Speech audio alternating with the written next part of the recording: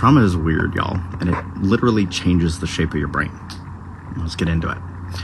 So, recent studies, I want to say it was published on Psychology Direct and a handful of other sources, have been digging into the idea that trauma changes the wiring in your brain in a really significant way.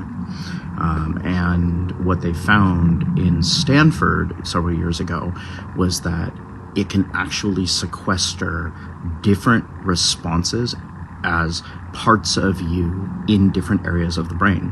So, in a manner of speaking, it's not just left brain or right brain, creative brain versus not, but is it a trauma pocket or not?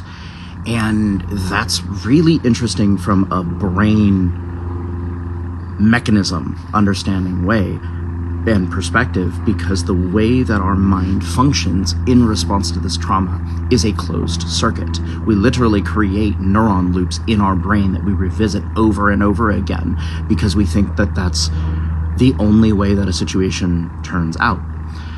If we want to adjust our response to that, we have to go into that dark space, figure out what our brain does in response, and essentially disarm that reaction mechanism, right? Because if you're comfortable in your day-to-day, you're probably not going to be a person who goes, oh my God, I'm super anxious about X, unless that's your baseline. And if anxiety like that is your baseline, that's a thing to work on too. However, you might feel really comfortable up until you have a specific conversation with your partner. Like, let's say they were flirting with somebody that you saw and you were really uncomfortable with that because of your own shame or whatever else. That may put you in a trauma space where the last time you were there in that part of your brain, somebody was cheating on you and leaving you.